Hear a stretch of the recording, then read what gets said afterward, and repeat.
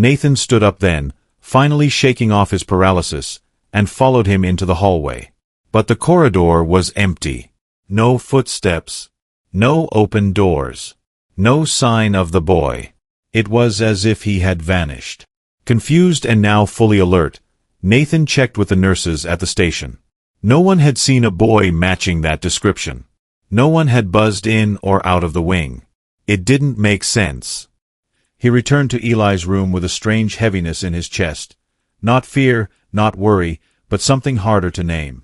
Something that felt like the first ripple of emotion after weeks of numbness. He sat back down beside his son and stared at the spot where the boy had stood, trying to make sense of what had just happened. There had been no urgency in that visit, no rush, no drama. Just a moment. A quiet, strange, impossible moment. And Nathan couldn't shake the feeling that it had meant something. Something important. Something he wasn't ready to understand. Yet. The next morning started like every other one before it. Dr. Nathan Gray had barely slept, his head resting against the edge of Eli's hospital bed sometime after midnight.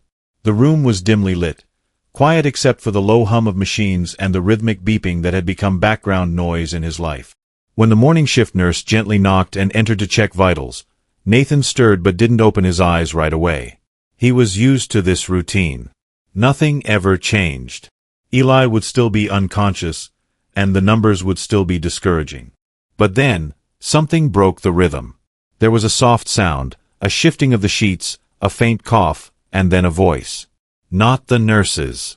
A child's. Small, raspy, unmistakably familiar. Nathan's eyes snapped open, his heart catching in his chest. He looked up, not daring to believe what he thought he'd just heard. And there was Eli, awake. His eyes were open, blinking slowly in the soft light, and he was looking directly at his father. For a second, Nathan couldn't move. His breath caught in his throat.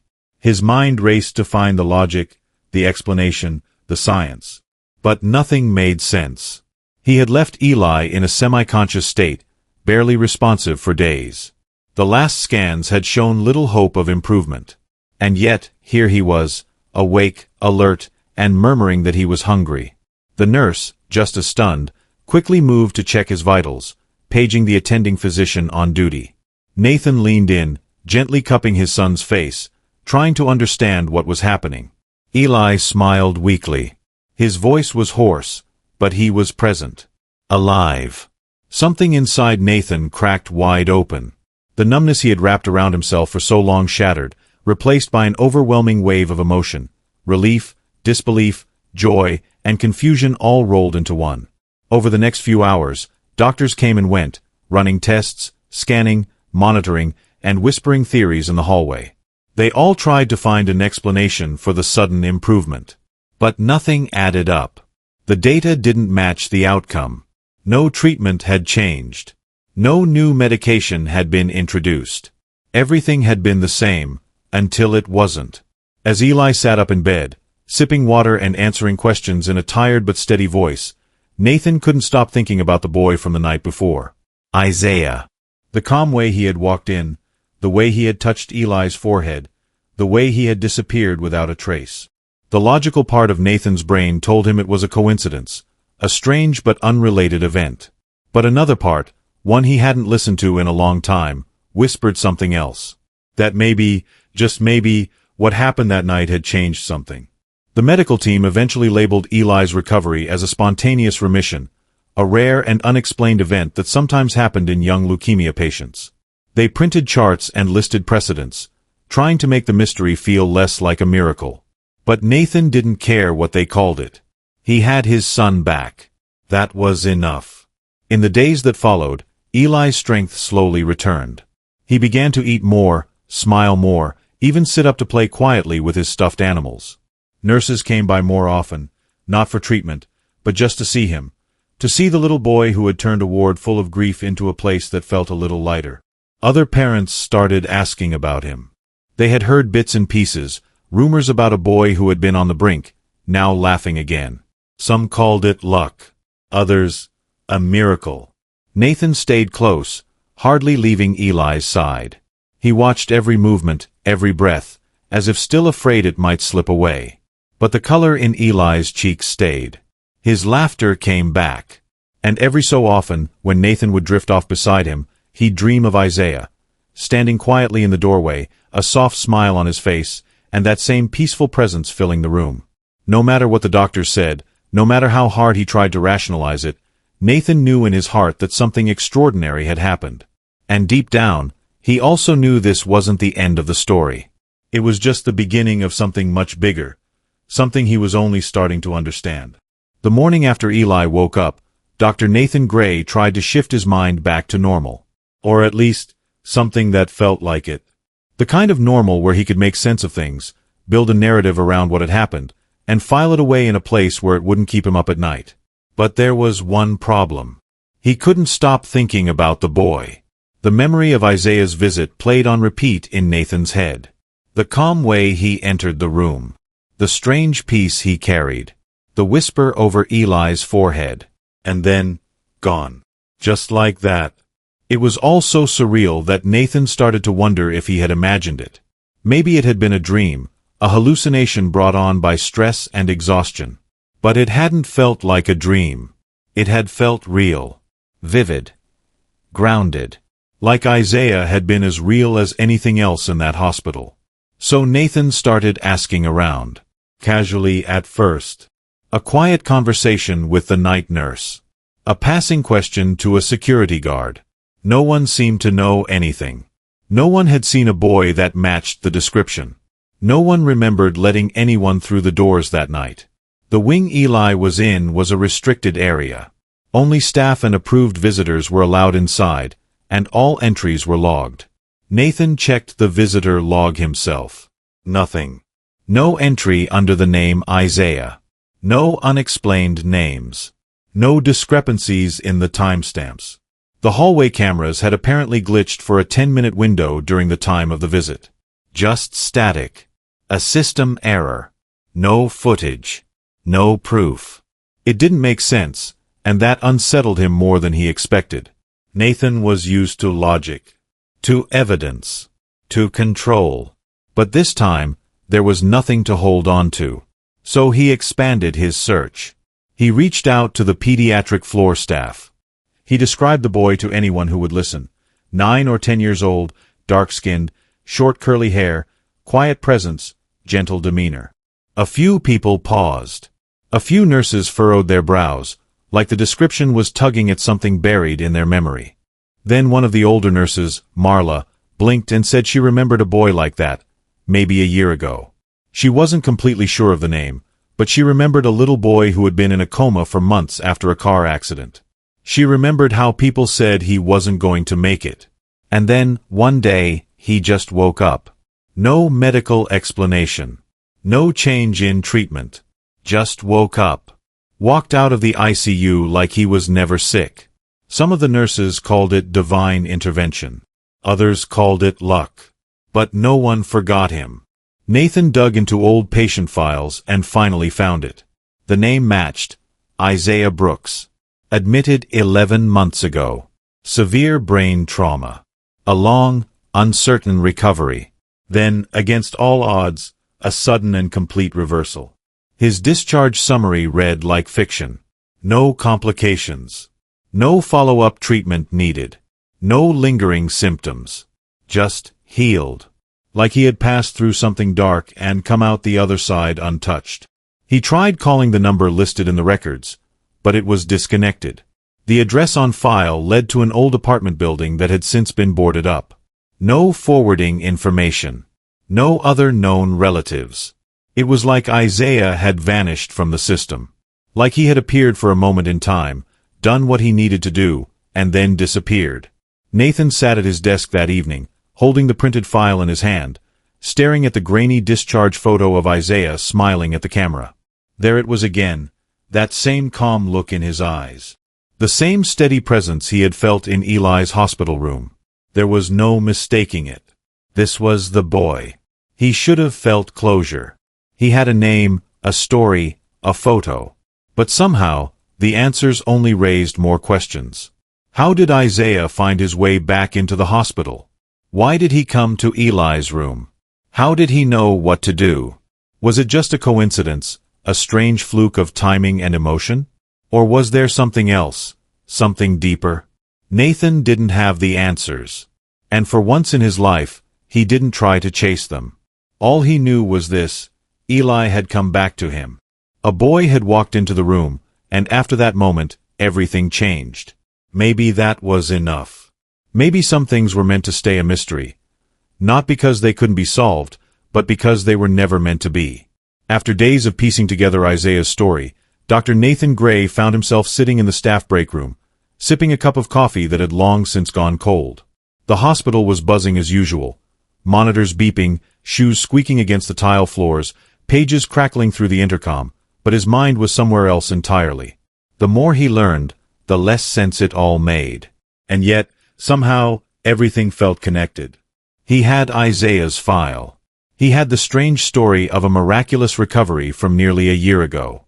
But that wasn't what was keeping him up at night. It was the growing number of quiet stories that began to surface once people started talking.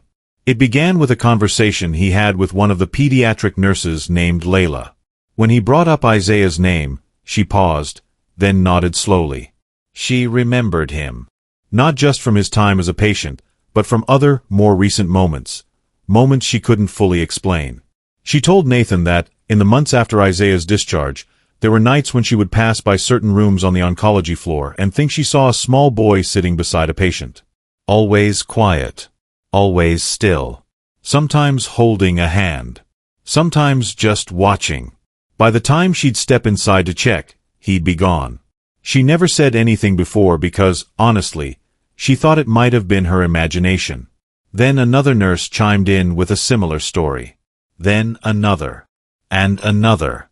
Their accounts varied slightly in detail, but the heart of each one remained eerily consistent. Isaiah had a way of showing up just when things were at their darkest. It was never announced, never dramatic. There was no record of him checking in, no visitor pass, no camera footage to prove he was there. But somehow, he would appear at the bedside of a child in critical condition, stay for a short while, and then vanish as quietly as he came. What followed afterward was often unexplainable. In some cases, children who had been suffering passed away, but peacefully, almost as if they had been comforted in their final moments. In other cases, children who were expected to decline suddenly showed signs of improvement. Not always recoveries, but flickers of energy, clarity, or emotional ease that gave families a few more days, a few more moments. And once in a while, just like with Eli, there was something even more extraordinary. A recovery so unlikely it seemed impossible. Nathan listened, took notes, and tried to understand what he was hearing. None of these events could be documented in a medical chart. There was no dosage, no procedure, no lab result to measure them by. But the emotion in these stories was real. The memories were real. The gratitude was real. The peace that followed Isaiah's visits wasn't something anyone could fabricate. The hospital staff never made a formal report about him. In a place ruled by procedure and protocol, it would have sounded too far-fetched. And truthfully, no one wanted to question it too much. It was as if they understood, deep down, that Isaiah's presence didn't belong to rules or records. He belonged to something quieter, more sacred. The most touching account came from a janitor who worked the night shift. He told Nathan about a time he saw Isaiah sitting in the hallway outside the pediatric ICU. The boy had his back against the wall, knees pulled to his chest, humming softly to himself. The janitor walked by, nodded, and the boy looked up and smiled. It wasn't until later, when he mentioned it in passing to a nurse, that he found out no children were supposed to be on that floor that night. As the days passed, Nathan stopped trying to force an explanation. Instead, he began to reflect on what it all meant. Maybe Isaiah wasn't a mystery to be solved, but a reminder of something we all forget. That presence matters. That sometimes, just being there, quietly, without answers or solutions, is enough to change the atmosphere in a room. Maybe Isaiah was teaching everyone, in his own silent way, how to show up for each other. And in the halls of that hospital, where suffering and uncertainty often ruled the day, Isaiah became something of a legend. No one knew when he'd appear again. But the memory of him lingered like a soft echo, a whisper in the heart reminding them that healing doesn't always come in the form of medicine. Sometimes, it comes in the form of a small hand held in silence, a watchful gaze, and a feeling that, even in the darkest moment, no one is truly alone. For weeks after Eli's recovery, Dr. Nathan Gray kept moving through the hospital like a man returning to the surface after being underwater for too long. Everything looked familiar, but nothing felt quite the same. The walls were still painted in soft pastel colors meant to soothe worried families. The nurses still smiled, still moved quickly with practiced precision. The scent of disinfectant still lingered in the air. But for Nathan, something fundamental had shifted, and not just because his son had beaten the odds. It wasn't immediate. The change came slowly, quietly, like sunlight creeping across a room at dawn. At first, he thought he was just catching up on sleep, recovering from the intense emotional exhaustion he had carried for so long. But in truth, something deeper was happening. Something that had nothing to do with science or medicine. For the first time in a long time, Nathan began to feel present, not just physically, but emotionally. He started noticing things he had overlooked for years. The way a nurse gently brushed a child's hair out of their face. The way parents clung to each other in waiting rooms, trying to stay strong even when everything inside them was breaking. The way patients looked at him, not just for answers, but for reassurance, for a sense that someone cared beyond the clinical. He began to listen more. Not just to test results or treatment plans, but to people's stories. He sat longer by hospital beds, not because he had to, but because he wanted to. Because he realized that healing wasn't just about medicine. It was about presence. About connection. About the invisible threads that bind people together in their most vulnerable moments. One day, a young girl in the oncology unit asked him if he believed in miracles. A month earlier, he might have deflected the question, redirected it back to something medical, something safe. But that day, he simply smiled and said he wasn't sure, but he believed in people. And that felt closer to the truth than anything he'd said in years. He thought a lot about Isaiah during those quiet moments. Not just what had happened in Eli's room, but what Isaiah had represented. The calm in the chaos. The presence without explanation. The compassion that didn't need words. Isaiah had walked into that room not as a doctor, not as a healer in the traditional sense, but as someone who showed up. And in doing so, he had cracked something open in Nathan, a part of himself he had forgotten even existed. Years of medical training had taught Nathan how to stay composed, how to compartmentalize, how to build walls between himself and the pain of his patients. It was how he survived in a world where outcomes were unpredictable and losses were inevitable. But those same walls had slowly shut out the very thing that had drawn him to medicine in the first place. The human heart of it all. Isaiah had reminded him that being a doctor wasn't just about saving lives. It was about witnessing them. Being present in their joy, their pain, their fear. Holding space for them when there were no answers left to give. And in some strange, quiet way, Isaiah had done for Nathan what Nathan couldn't do for himself. He had healed him, not with medicine, but with presence. Nathan knew now that Eli's recovery was a miracle. But the greater miracle, in his eyes, was what had happened inside of him. The man who once measured his worth by outcomes, who thought success meant control, had learned something far more valuable. That vulnerability was not weakness. That surrender was not failure. And that sometimes, the most powerful thing you can do for someone isn't to fix them, but to sit beside them in the dark and let them know they're not alone. And so, while the world saw a brilliant doctor who had helped his son recover, Nathan carried a quieter truth. He had been the one on the edge. He had been the one lost in despair. And it was a small boy, in a moment that defied explanation, who had led him back to himself. Months after Eli's unexpected recovery, and long after the last test results confirmed what doctors still struggled to explain, Dr. Nathan Gray found himself sitting in his office late one night with a quiet thought he couldn't shake. He had spent so many years chasing the next treatment, the next discovery, the next measurable success. But nothing, absolutely nothing, had shaken him more than the quiet presence of a boy who had no name on any chart, who walked into a hospital room without a badge, and yet changed everything. That night, Nathan pulled out a notebook, something he hadn't used in years, and wrote 3 words at the top of the page: the Isaiah Project.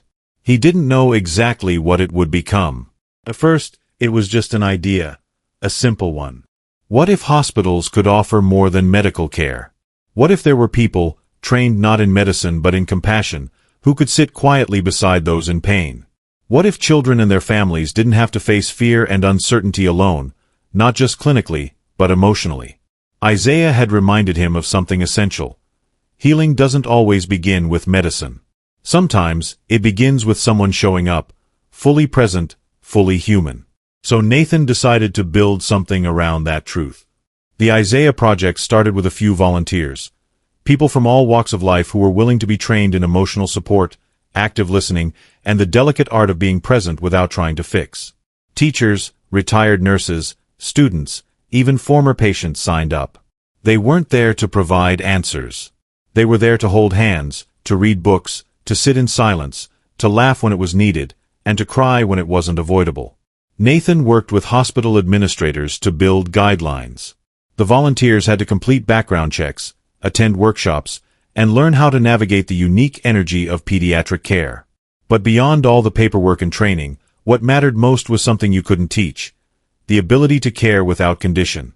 The results weren't immediate, and there were skeptics. Some questioned whether the project would be more of a distraction than a benefit. Others wondered how to measure its impact. But slowly, quietly, the stories began to spread. A young boy with terminal cancer asked to see his Isaiah Project friend before he passed. A mother going through her daughter's third round of chemo said she finally felt like she could breathe when someone simply sat with her without rushing the conversation. A nurse in the ICU remarked that the unit felt less heavy on days when the volunteers were present. Nathan didn't need charts to see the difference.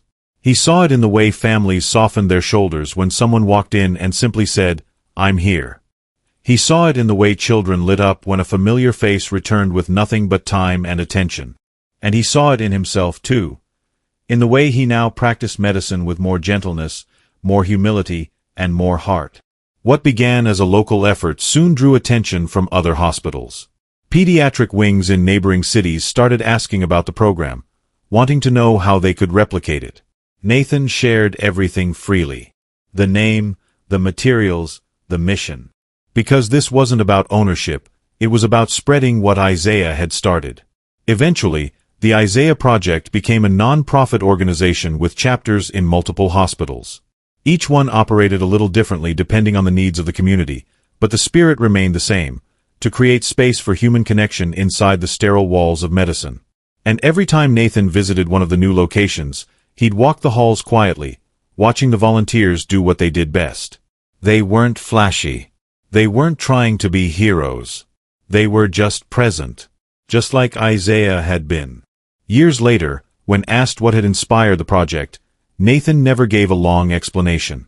He simply said there was a moment when everything changed, and a boy reminded him that healing isn't always about curing. Sometimes, it's about not walking through the hard things alone. And that's what the Isaiah Project was all about. Presence over perfection. Compassion over control. And the belief that in the quiet company of love, even the smallest light can change everything. It had been nearly a year since that unforgettable night. The night a boy named Isaiah stepped into Eli's hospital room and changed everything. Dr. Nathan Gray had returned to work in full, but not in the way he once had. He still wore his white coat, still attended rounds, still met with anxious families in quiet conference rooms. But there was a softness in him now, a steadiness that hadn't been there before. He no longer rushed through his days chasing outcomes. He moved through the hospital with presence, with intention, with a quiet reverence for the people and the moments in front of him. The Isaiah Project had grown faster than he ever imagined. What began as an idea scribbled in a notebook had become a living, breathing movement. The volunteers had become a gentle force throughout the hospital, walking slowly beside wheelchairs, reading bedtime stories to kids too tired to lift their heads, holding space for families who didn't have the energy to speak. Nathan often stood in the background and simply watched. And sometimes, when no one was looking, he cried. But despite all the good that had unfolded, one thing lingered in Nathan's heart like an unfinished chapter. He hadn't seen Isaiah again. Not once. No letters. No visits. No updates. It was as if the boy had appeared for that single moment in time and then vanished into the air, leaving behind only a memory and a sense of wonder. Nathan had learned to be at peace with not knowing. Still, a part of him wished, hoped that one day he might hear from him again. That day came quietly, like most things connected to Isaiah. It was a Tuesday morning, slow and sunny, and Nathan was sorting through mail in his office. Most of it routine, some invitations to speak at conferences, a few thank you cards from families. Then he saw it. A small white envelope, unmarked, with no return address. Inside was a photo. A single photograph, slightly faded at the edges, printed on soft matte paper. It showed a boy standing on a mountainside, arms relaxed at his sides, with a lamb nestled gently against his hip. The sun was rising behind him, casting golden light around the boy's frame like a quiet halo. His expression was calm, warm, familiar. It was Isaiah. Nathan stared at the photo for a long time, barely breathing. It was him, maybe a little older, but unmistakable. The same gentle eyes, the same quiet strength in his posture. The lamb beside him looked up with a kind of trust that felt almost holy. The scene was so peaceful, so full of life and light, that for a moment, Nathan forgot where he was. It felt like he had been handed a piece of something sacred. On the back of the photo, in simple handwriting, was a single line. Healing doesn't always mean curing. Sometimes it just means remembering why we're still alive. Nathan read it again, then again. Each time, the words settled deeper. He sat back in his chair and let the moment wrap around him. It wasn't a grand gesture. It wasn't an answer to every question he'd ever had. But it was enough. Enough to feel connected again. Enough to remind him that Isaiah had never really been gone. He had been present in every life the project had touched, in every hand held, in every quiet moment of comfort shared between strangers. That photo now sits framed on Nathan's desk.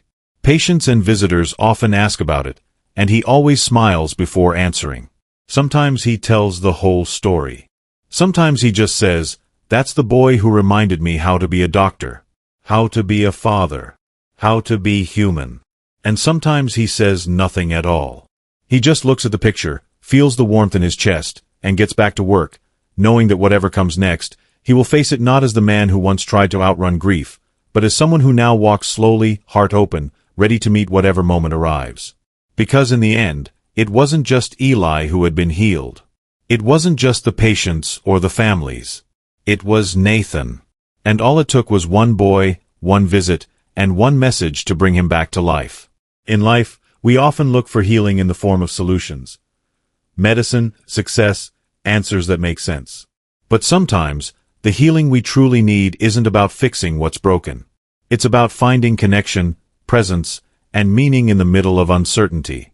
Dr. Nathan Gray's story reminds us that even in our darkest moments, small acts of kindness, quiet presence, and the courage to simply be there for someone can change everything.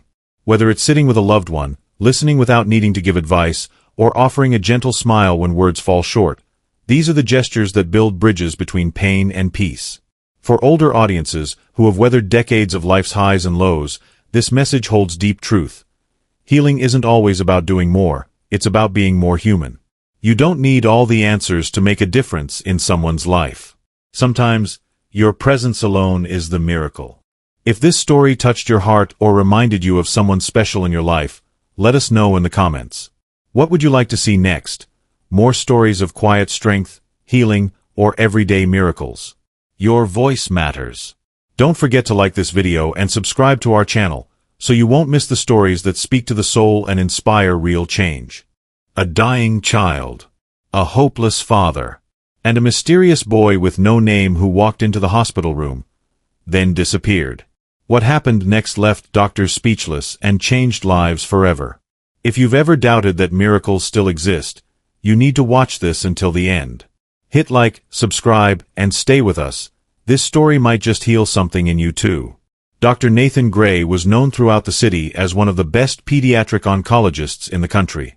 He was the kind of doctor who always had the answer, the one other physicians turned to when things got complicated. Families trusted him with their children's lives, and most of the time, he delivered. But nothing in his years of experience could prepare him for the moment his own 7-year-old son, Eli, was diagnosed with acute lymphoblastic leukemia. At first, Nathan did what any expert would do. He turned to research, protocols, and treatments. He sat in meetings with top specialists, analyzed Eli's test results himself, double-checked every dosage, every number, every scan. He told himself that if anyone could fight this, it was him. He had seen worse cases pull through. He had watched children who were near death find their way back to life. But this time, it was different. This time, it was personal. The hardest part wasn't the sleepless nights or the way Eli's little body became weaker with each passing week. It wasn't the weight loss or the endless medications. It wasn't even the hospital beeping or the sound of hushed nurses outside the room. The hardest part was the helplessness. Nathan, who had built a career on controlling outcomes, was now facing something he couldn't fix. His medical knowledge, his reputation, his determination, none of it seemed to matter anymore. The disease didn't care who he was or how hard he tried. As Eli's condition deteriorated, Nathan started to unravel. He became quiet during rounds, short with colleagues, emotionally distant from everyone except Eli. He stopped returning calls. He didn't want to talk to the other parents, didn't want their sympathy or small talk. When people told him to have hope, he nodded, but deep down, he wasn't sure if he believed in hope anymore. Each day, he sat by Eli's bedside, pretending to be strong. He read stories with a calm voice even when his hands were shaking. He held Eli's hand through every blood draw and silently pleading for a miracle he could no longer envision. There were moments when Eli would look up at him, eyes clouded with exhaustion but still full of trust, and Nathan's heart would ache in a way he couldn't describe. He was a man divided, half the doctor trying to stay logical, half the father breaking apart. Nurses and staff noticed the change in him. They respected him, but they also worried. The Nathan they knew, the sharp, confident leader, was now moving through the hospital like a ghost. He showed up, he did his job, but his spirit wasn't in it. And in private, when the doors were closed and no one was watching, he cried.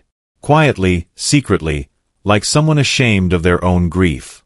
Somewhere along the way, Nathan stopped believing that Eli would recover.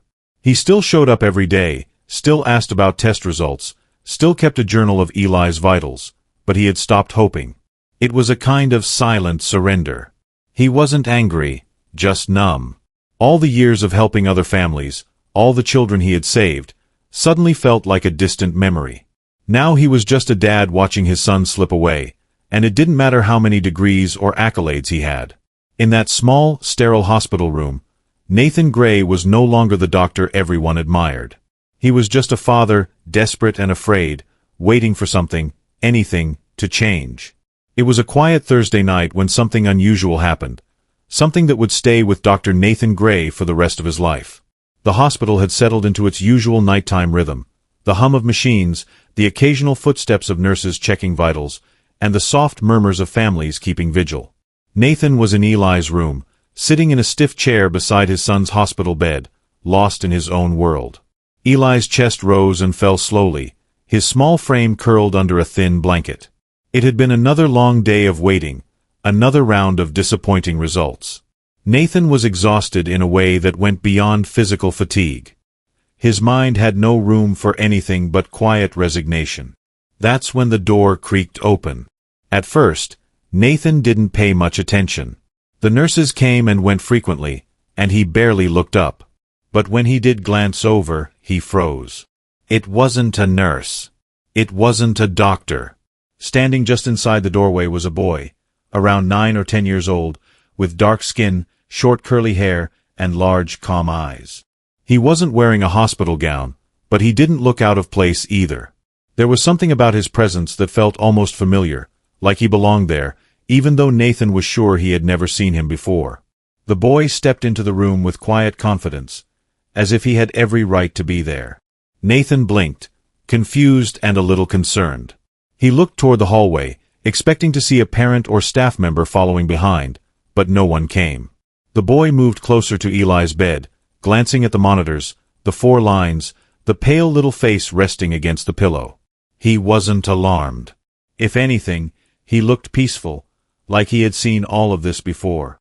Nathan's first instinct was to stand up and ask who he was, where his parents were, and how he had gotten into a restricted wing of the hospital. But something stopped him. Maybe it was the way the boy moved, so gentle, so purposeful. Maybe it was the faint sense of warmth that seemed to follow him into the room, a break in the cold sterility that had surrounded them for weeks. Or maybe it was just the sheer oddity of the moment. So strange it didn't feel threatening, only different. The boy walked right up to Eli's bed and looked down at him for a few seconds. His expression softened in a way that made Nathan's breath catch. There was no fear, no shock, no sadness, just a quiet understanding.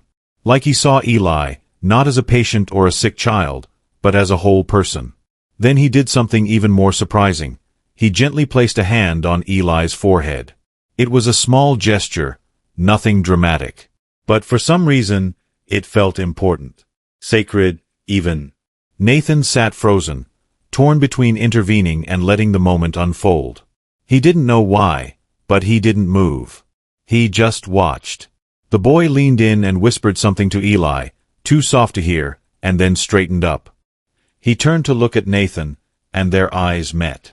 The boy's gaze was steady, kind, and unshaken. Nathan opened his mouth to speak, to ask who he was, what he was doing there.